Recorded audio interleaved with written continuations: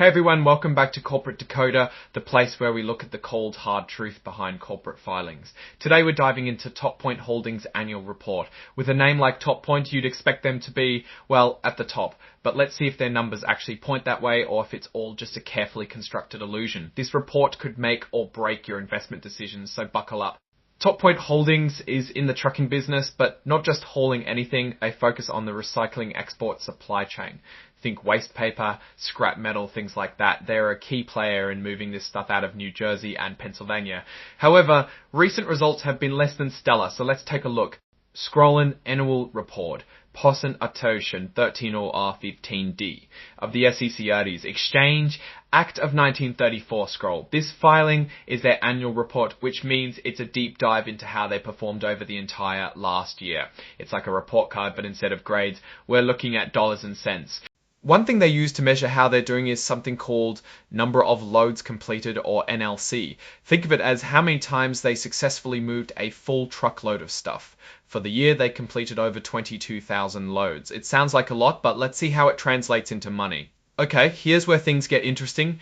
Their revenue, or how much money they brought in, was about $16 million.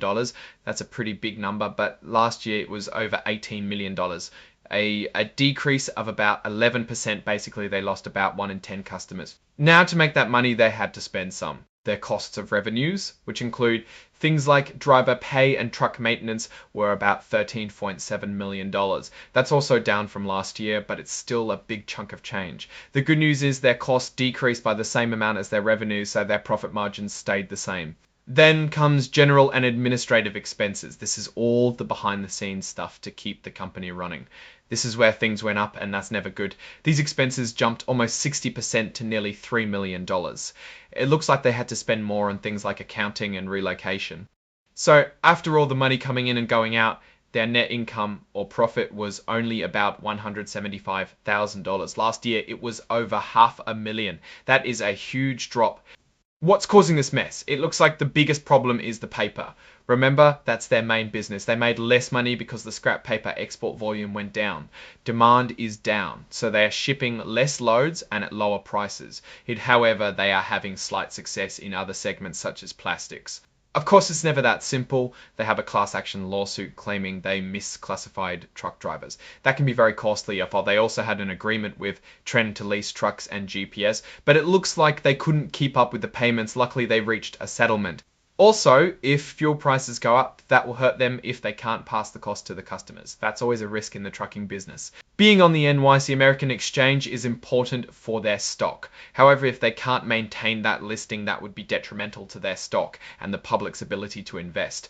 How are they planning to fix this mess? They want to get more business from their current customers. They also want to build more storage and warehouse space. Seems like a good idea considering they are struggling to keep profits up. They also plan to invest more in IT. They're looking for ways to use technology to make things run smoother. Toppoint has only 2 full-time employees in the US, which is incredibly low.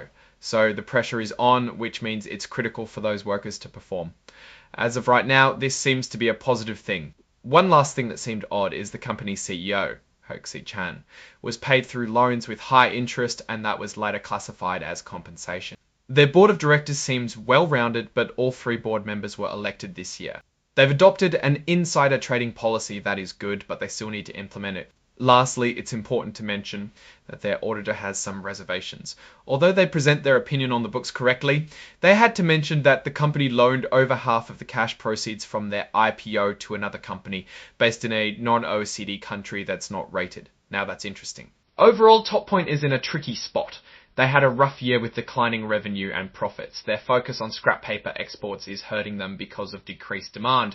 That concentrating their service by focusing on their customers' expansions, but their high risk and low cash make it hard to be excited about Toppoint Holdings. Proceed with caution. What do you think about Toppoint? Is this a company that's poised for a turnaround, or are they stuck in a downward spiral? Let me know in the comments below. Don't forget to like, subscribe, and hit that notification bell for more corporate deep dives.